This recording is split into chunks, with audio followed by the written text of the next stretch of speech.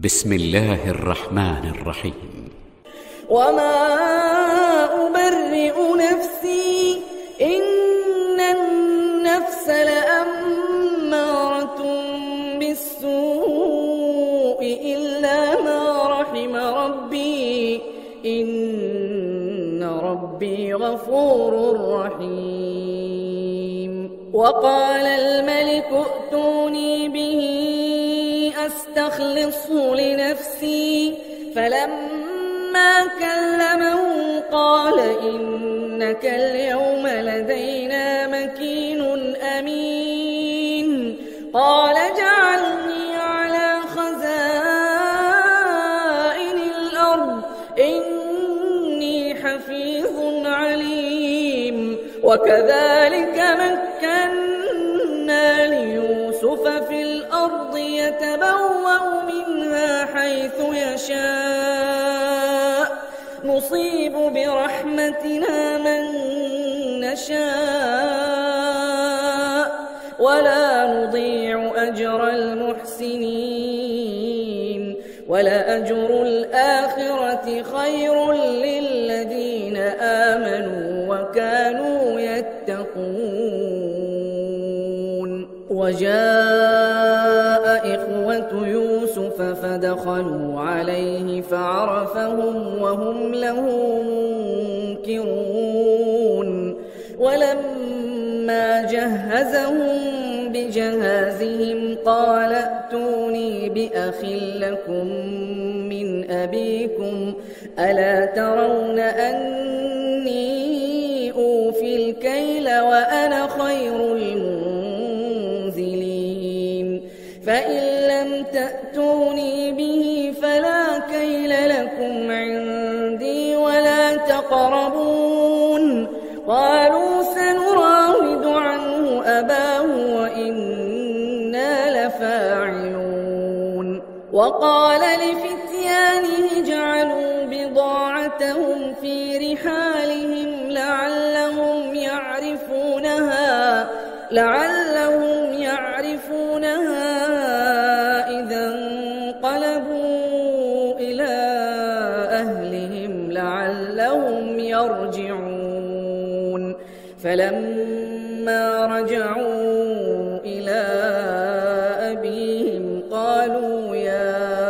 أبانا منع منا الكيل فأرسل معنا أخانا نكتل وإنا له لحافظون. قال هل آمنكم عليه إلا كما أمنتكم على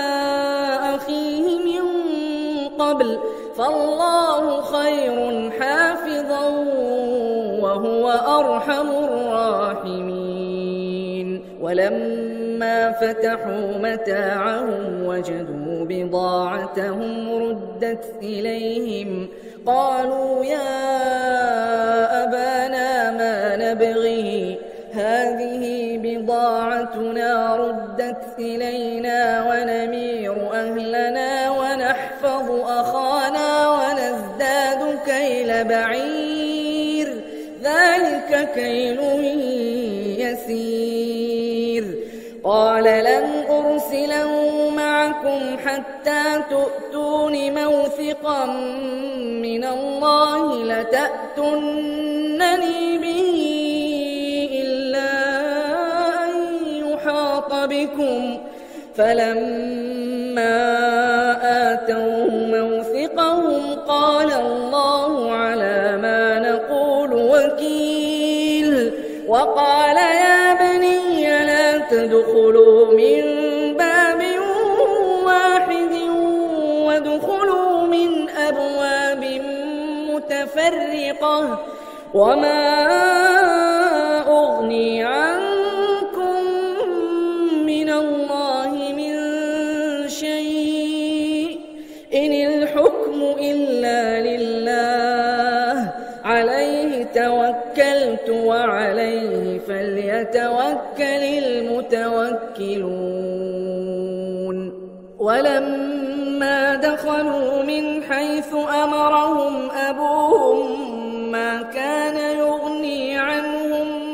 من الله من شيء إلا حاجة في نفس يعقوب قضاها وإنه لذو علم لما علمناه ولكن أكثر الناس لا يعلمون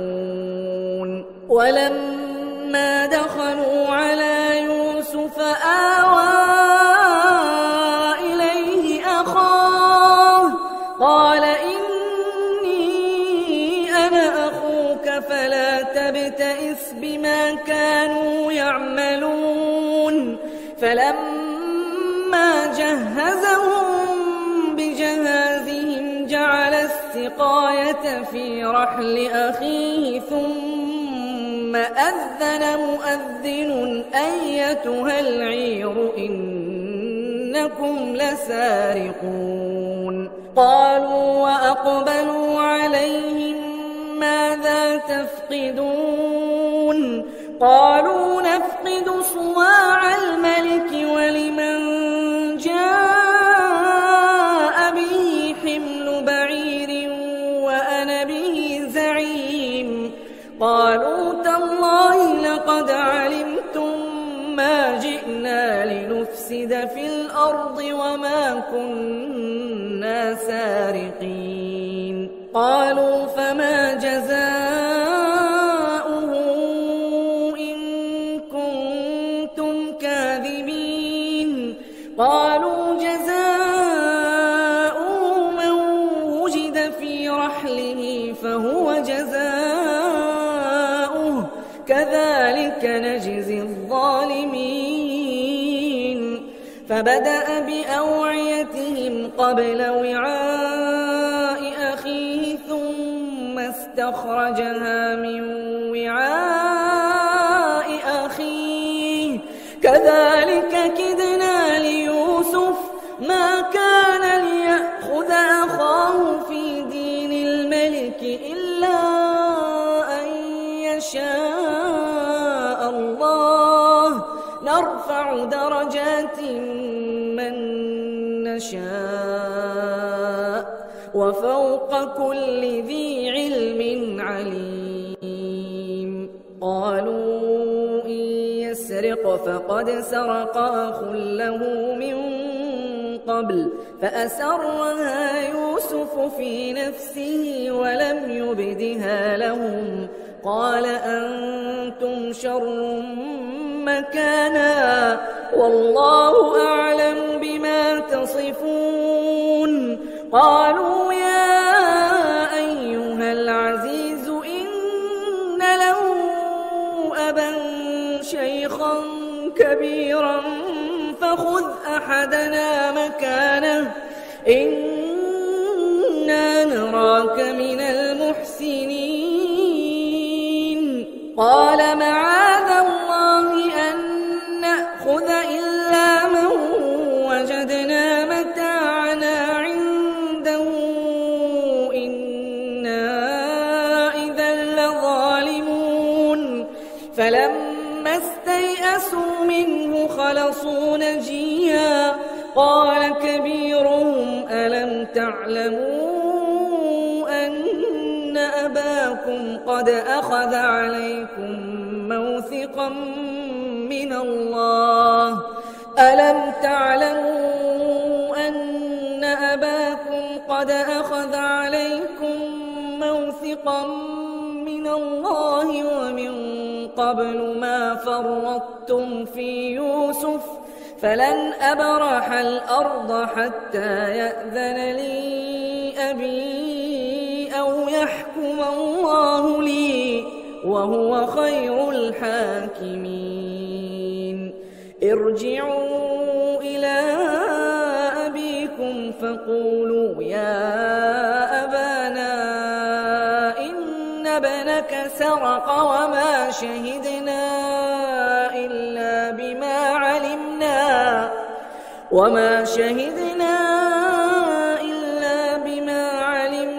وما كنا للغيب حافظين حافظين واسأل القرية التي كنا فيها والعير التي أقبلنا فيها وإنا لصادقون قال بل سولت لكم أنفسكم أمرا فصبر جميل عسى الله أن يأتيني بهم جميعا إنه هو العليم الحكيم وتولى عنهم وقال يا أسفا على يوسف وابيضت عيناه من الحزن فهو كظيم قالوا تالله تفتأ تذكر يوسف حتى تكون حرضا أو تكون من الهالكين قال إنما أشكو بثي وحزني إلى الله وأعلم من الله ما لا تعلمون يا بني يذهبوا فتحسسوا من يوسف وأخيه ولا تيأسوا من روح الله إنه لا ييأس من روح الله إلا القوم الكافرون فلما دخلوا عليه قالوا يا أيها العزيز مسنا وأهلنا الضر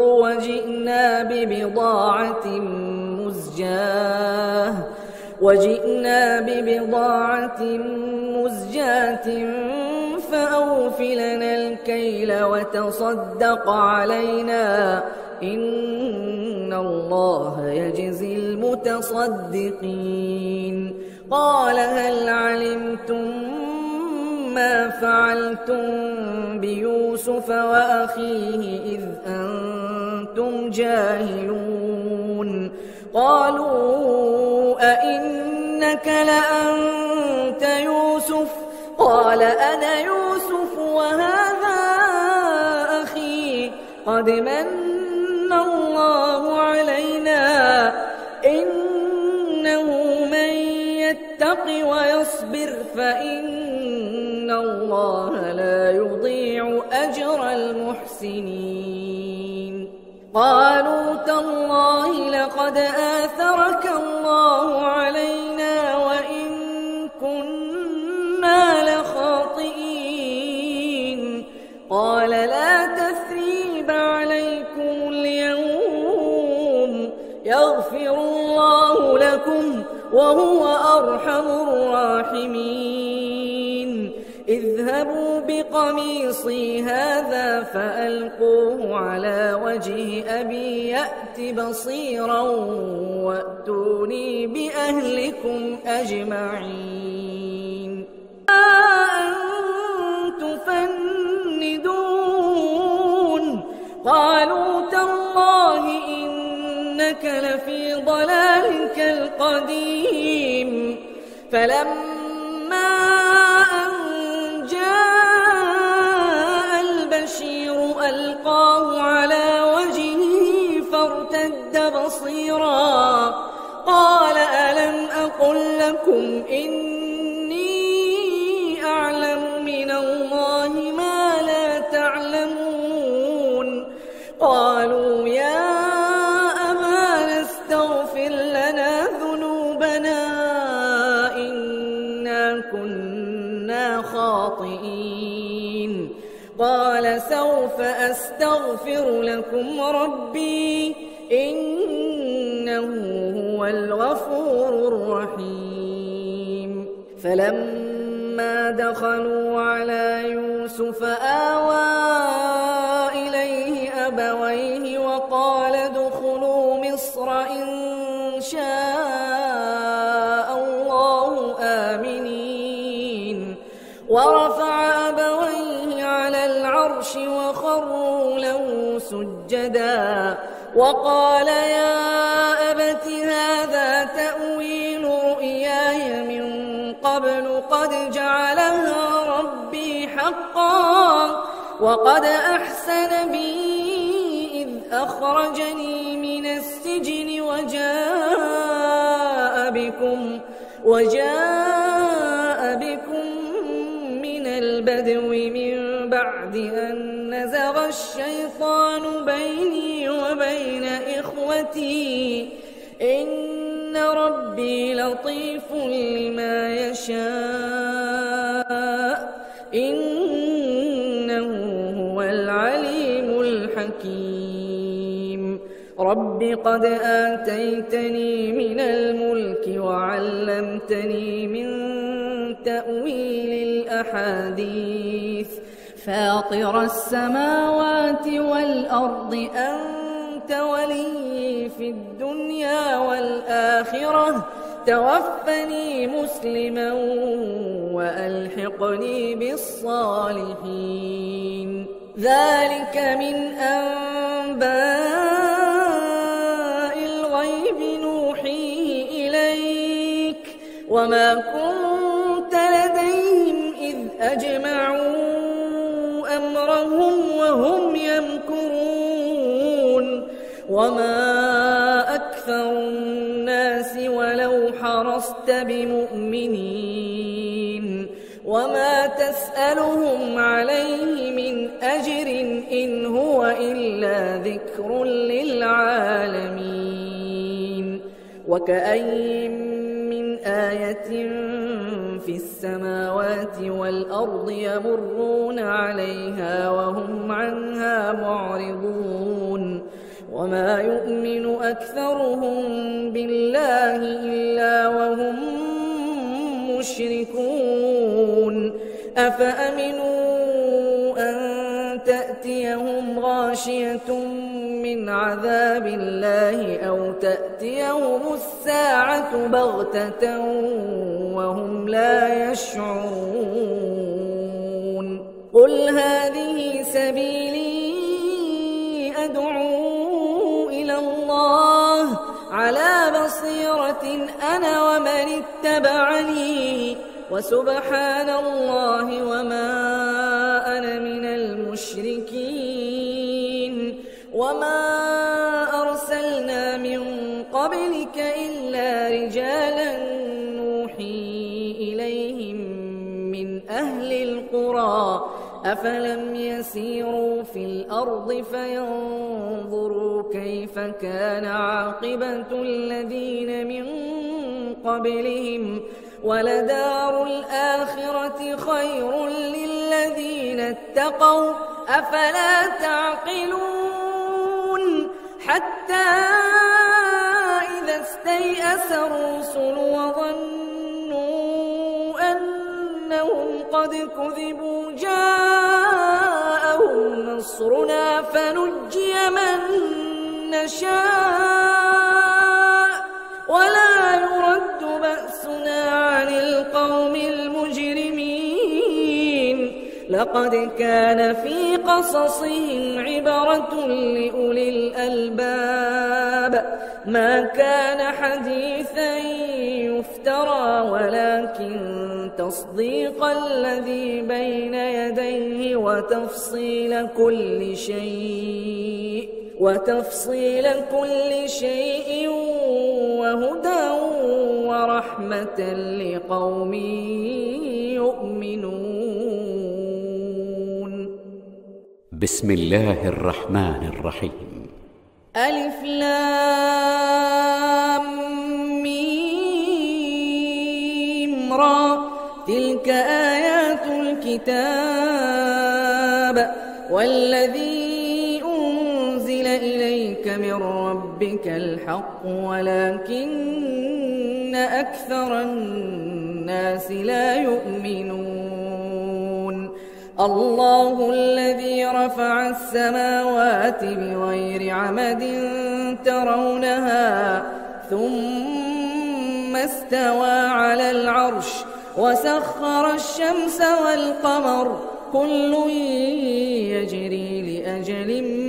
مسمى يدبر الأمر يفصل الآيات لعلكم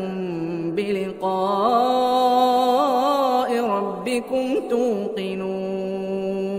وهو الذي مد الأرض وجعل فيها رواسي وأنهارا ومن كل الثمرات جعل فيها زوجين اثنين يغشي الليل النهار إن في ذلك لآيات لقوم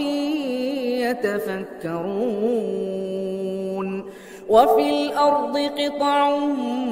متجاورات وجنات من أعناب وزرع ونخيل صنوان وغير صنوان يسقى بماء واحد ونفضل بعضها على بعض في الأكل إن في ذلك لآيات لقوم يعقلون وإن تعجب فعجب قولهم أإذا كنا ترابا أإنا لفي خلق جديد أولئك الذين كفروا بربهم وأولئك الأغلال في أعناقهم وأولئك أصحاب النار هم فيها خالدون ويستعجلونك بالسيئة قبل الحسنة وقد خلت من قبلهم المثلات وإن ربك لذو مغفرة للناس على ظلمهم وإن ربك لشديد العقاب ويقول الذين كفروا لولا أنزل عليه آية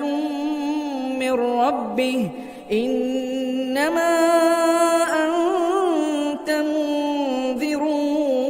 ولكل قوم هاد الله يعلم ما تحمل كل أنثى وما تغيض الأرحام وما تزداد وكل شيء عنده بمقدار عالم الغيب والشهادة الكبير المتعال سواء منكم من أسر القول ومن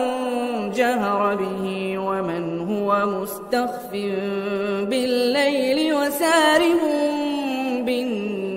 بالنهار له معقبات من بين يديه ومن خلفه يحفظونه من أمر الله إن الله لا يغير ما بقوم حتى يغيروا ما بأنفسهم وإذا أراد الله بقوم سوءا فلا مرد له وما لهم من دونه من وال هو الذي يريكم البرق خوفا وطمعا وينشئ السحاب الثقال ويسبح الرعد بحمده والملائكة من خيفته ويرسل الصواعق فيصيب بها من يشاء وهم يجادلون في الله وهو شديد المحال له دعوة الحق والذين يدعون من دونه لا يستجيبون لهم بشيء إلا كباسط كفيه إلى الماء ليبلغ فاه وما هو ببالغه وما دعاء الكافرين إلا في ضلال ولله يسجد من في السماوات والأرض طوعا وكرها وظلالهم بالغدو والآصال قل من رب السماوات والأرض قل الله قل أفاتخذتم من دونه أولياء لا يملكون لأنفسهم نفعا ولا ضرا قل هل يستوي الأعمى والبصير أم هل تستوي الظلمات والنور أم جعلوا لله شركاء خلقوا كخلقه فتشابه الخلق عليهم قل الله خالق كل شيء وهو الواحد القهار أنزل من السماء ماء فسالت أودية بقدرها فاحتمل السيل زبدا رابيا ومما يوقدون عليه في النار ابتغاء حلية أو متاع زبد مثله كذلك يضرب الله الحق والباطل فأما الزبد فيذهب جفاء وأما ما ينفع الناس فيمكث في الأرض كذلك يضرب الله الأمثال للذين استجابوا لربهم الحسنى والذين لم يستجيبوا له لو أن لهم ما في الأرض جميعا ومثله معه لافتدوا به أولئك لهم سوء الحساب ومأواهم جهنم وبئس المهاد أفمن يعلم أنما أنزل إليك من ربك الحق كمن هو أعمى إنما يتذكر أولو الألباب الذين يوفون بعهد الله ولا ينقضون الميثاق والذين يصلون ما أمر الله به أن يوصل ويخشون ربهم ويخافون سوء الحساب والذين صبروا ابتغاء وجه ربهم وأقاموا الصلاة وأنفقوا مما رزقناهم سرا وعلانية ويدرؤون بالحسنة السيئة أولئك لهم عقبى الدار جنات عدن يدخلونها ومن صلح من آبائهم وأزواجهم وذرياتهم والملائكة يدخلون عليهم من كل باب سلام عليكم بما صبرتم فنعم عقبى الدار والذين ينقضون عهد الله من بعد ميثاقه ويقطعون ما أمر الله به أن يوصل ويفسدون في الأرض أولئك لهم اللعنة ولهم سوء الدار الله يبسط الرزق لمن يشاء يقدر وفرحوا بالحياة الدنيا وما الحياة الدنيا في الآخرة إلا متاع. ويقول الذين كفروا لولا أنزل عليه آية من ربه قل إن الله يضل من يشاء ويهدي إليه من أناب الذين آمنوا وتطمئن قلوبهم بذكر الله ألا بذكر الله تطمئن القلوب. الذين آمنوا وعملوا الصالحات طوبى لهم وحسن مآب. كذلك أرسلناك في أمة قد خلت من قبلها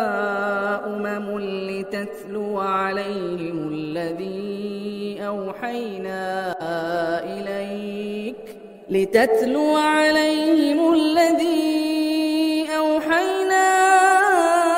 إليك وهم يكفرون بالرحمن قل هو ربي لا إله إلا هو عليه توكلت وإليه متاب. ولو أن قرآنا سيرت به الجبال أو قطعت به الأرض أو كلم به الموتى بل لله الأمر جميعا أفلم ييأس الذين آمنوا أن لو يشاء الله لهدى الناس جميعا ولا يزال الذين كفروا تصيبهم بما صنعوا قارعة أو تحل قريبا من دارهم حتى يأتي وعد الله إن الله لا يخلف الميعاد. ولقد استهزئ برسل من قبلك فأمليت للذين كفروا ثم أخذتهم فكيف كان عقاب. أفمن هو قائم على كل نفس بما كسبت وجعلوا لله شركاء قل سموهم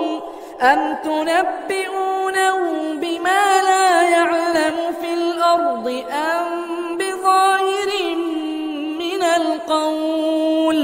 بل زين للذين كفروا مكرهم وصدوا عن السبيل ومن يضلل الله فما له من هاد. لهم عذاب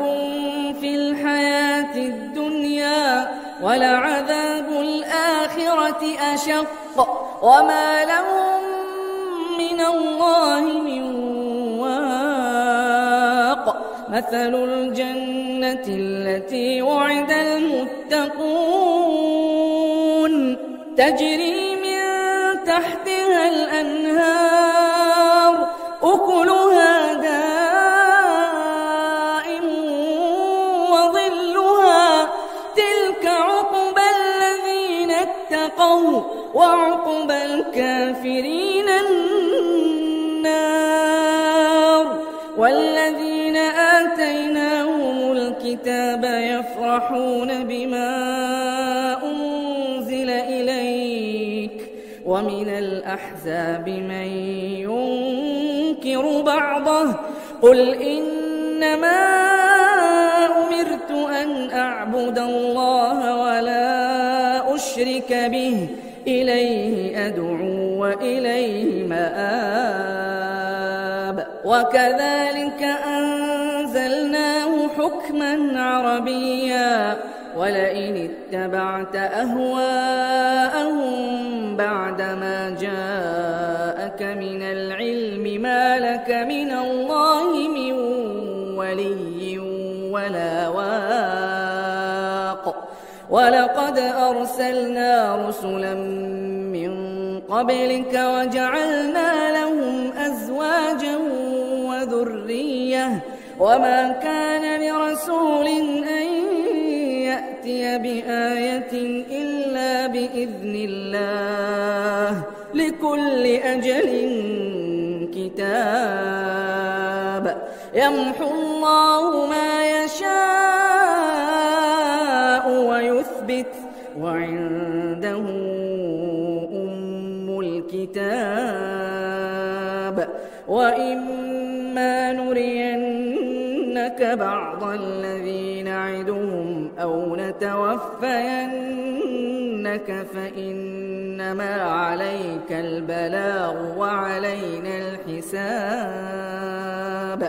أولم يروا أنا نأتي الأرض ننقصها من أطرافها والله يحكم لا معقب لحكمه وهو سريع الحساب وقد مكر الذين من قبلهم فلله المكر جميعا يعلم ما تكسب كل نفس وسيعلم الكفار لمن عقبى الدار ويقول الذين كفروا لست مرسلا قل كفى بالله شهيدا بيني وبينكم ومن عنده علم الكتاب. بسم الله الرحمن الرحيم. ألف لام را كتاب أنزلناه إليك لتخرج الناس من الظلمات إلى النور بإذن ربهم إلى صراط العزيز الحميد الله الذي له ما في السماوات وما في الأرض وويل للكافرين من عذاب شديد الذين يستحبون الحياة الدنيا على الآخرة ويصدون عن سبيل الله ويبغونها عوجا أولئك في ضلال بعيد وما أرسلنا من رسول إلا بلسان قومه ليبين لهم فيضل الله من يشاء ويهدي من يشاء وهو العزيز الحكيم ولقد أرسلنا موسى بآياتنا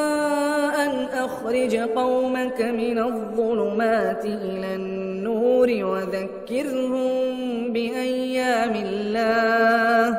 إن في ذلك لآيات لكل صبار شكور وإذ قال موسى لقومه اذكروا نعمة الله عليكم إذ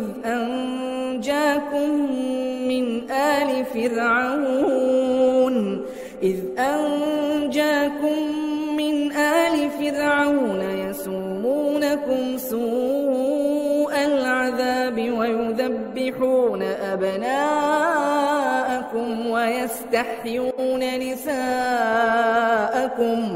وفي ذلكم بلاء من ربكم عظيم وإذ تأذن ربكم لئن شكرتم لأزيدنكم ولئن كفرتم إن عذابي لشديد وقال موسى إن تكفروا أنتم ومن في الأرض جميعا فإن الله لغني حميد ألم يأتكم نبأ الذين من قبلكم قوم نوح وعاد وثمود والذين من بعدهم لا يعلمهم إلا الله جاءتهم رسلهم بالبينات فردوا أيديهم في أفواههم وقالوا إنا كفرنا بما أرسلتم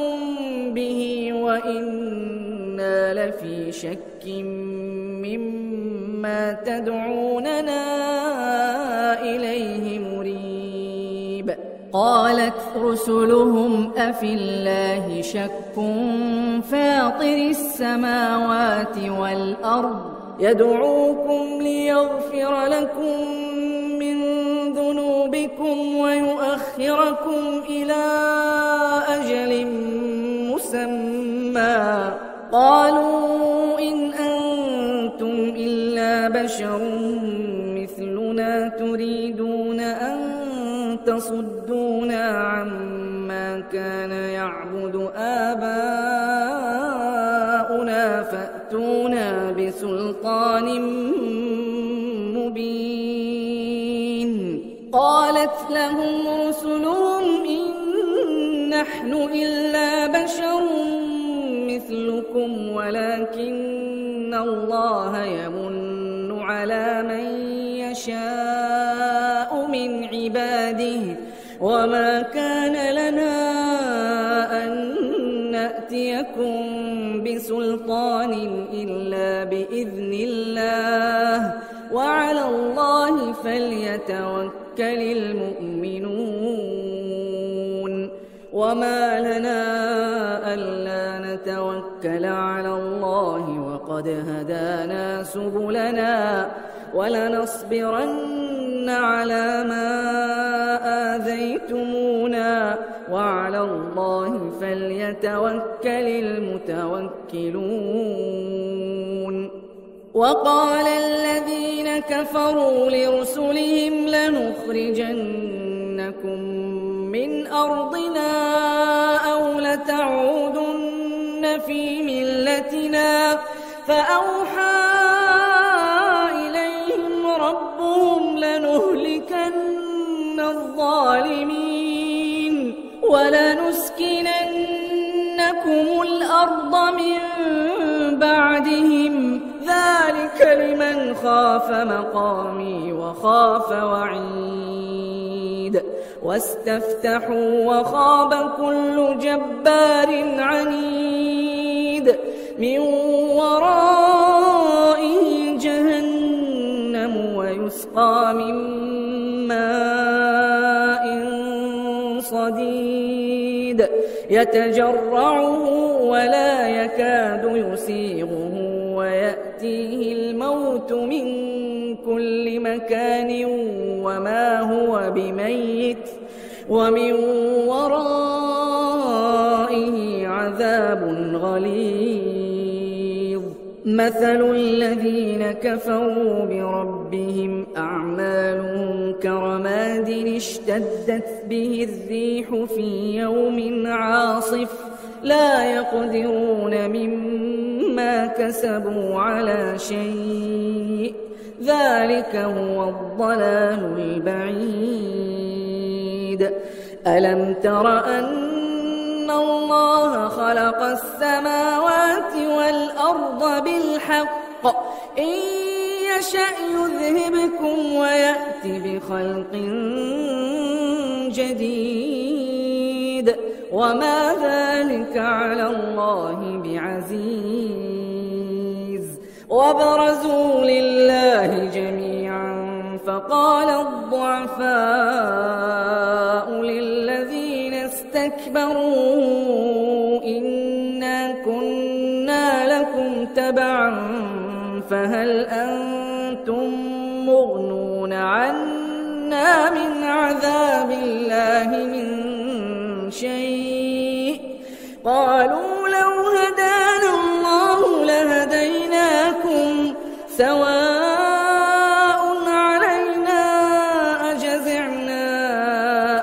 صبرنا ما لنا من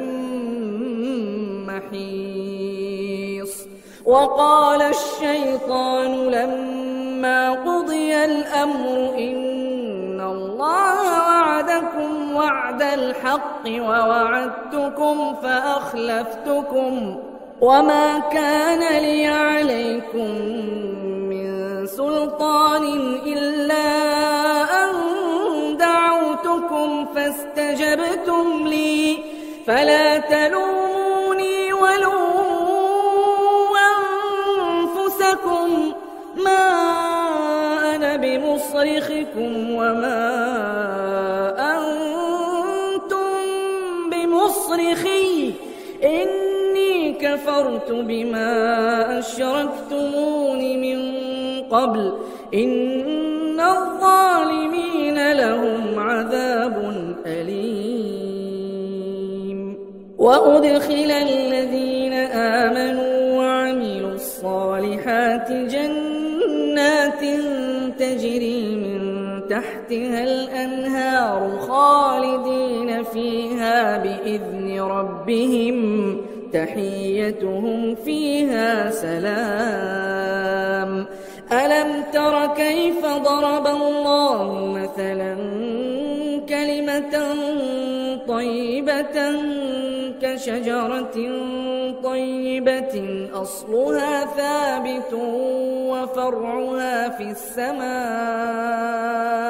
تؤتي أكلها كل حين بإذن ربها ويضرب الله الأمثال للناس لعلهم يتذكرون. ومثل كلمة خبيثة كشجرة خبيثة اجتثت من فوق الأرض ما لها من قرار يثبت الله الذين آمنوا بالقول الثابت في الحياة الدنيا وفي الآخرة ويضل الله الظالمين ويفعل الله ما يشاء. ألم تر إلى الذين بدلوا نعمة الله كفرا وأحلوا قومهم دار البوار جهنم يصلونها وبئس القرار وجعلوا لله أندادا ليضلوا عن سبيله قل تمتعوا فإن مصيركم إلى النار. قل لعبادي الذين آمنوا يقيموا الصلاة وينفقوا مما رزقناهم سرا وعلانية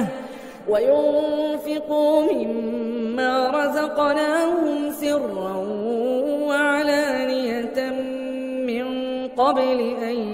يأتي يوم لا بيع فيه ولا خلال. الله الذي خلق السماوات والأرض وأنزل من السماء ماء فأخرج به من الثمرات رزقا لكم وسخر لكم الفلك لتجري في البحر بأمره وسخر لكم الأنهار وسخر لكم الشمس والقمر دائبين وسخر لكم الليل والنهار وآتاكم من كل ما سألتموه وإن تعدوا نعمة الله لا تحصوها إن الإنسان لظلوم كفار. وإذ قال إبراهيم رب اجعل هذا البلد آمنا واجنبني وبني أن نعبد الأصنام رب إنهن أضللن كثيرا من الناس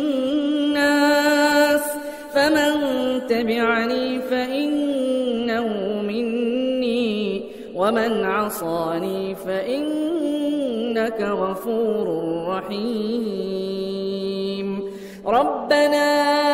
إني أسكنت من ذريتي بواد غير ذي زرع عند بيتك المحرم ربنا ليقيموا الصلاة فاجعل أفئدة من الناس تهوي إليهم وارزقهم من الثمرات لعلهم يشكرون ربنا إنك تعلم ما نخفي وما نعلن وما يخفى على الله من شيء في الأرض ولا في السماء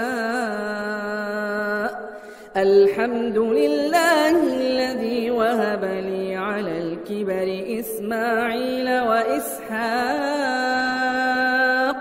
إن ربي لسميع الدعاء رب اجعلني مقيم الصلاة ومن ذريتي ربنا وتقبل دعاء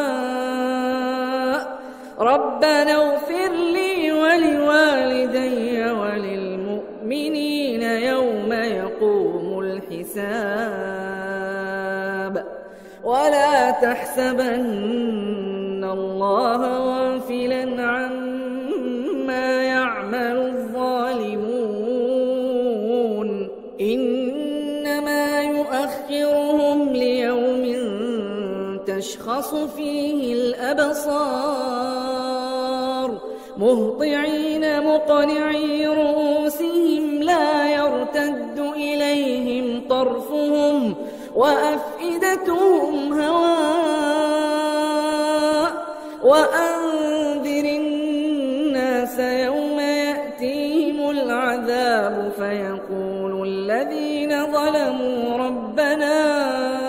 أخرنا إلى أجل قريب نجب دعوتك ونتبع الرسل أولم تكونوا أقسمتم من قبل ما لكم من زوال وسكنتم في مساكن الذين ظلموا أنفسهم وتبين لكم كيف فعلنا بهم وضربنا لكم الأمثال وقد مكروا مكرهم وعند الله مكرهم وإن كان مكرهم لتزول منه الجبال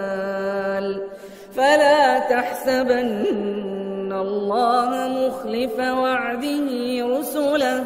إن الله عزيز ذو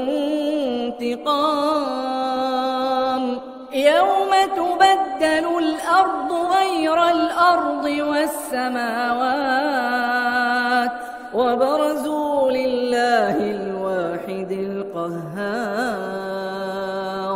وترى المجرمين يومئذ مقرنين في الأصفاد سرابيلهم من قطران وتغشى وجوههم النار ليجزي الله كل نفس ما كسبت إن الله سريع الحساب هذا بلاغ للناس ولينذروا به وليعلموا أنما هو إله واحد وليذكر أولو الألباب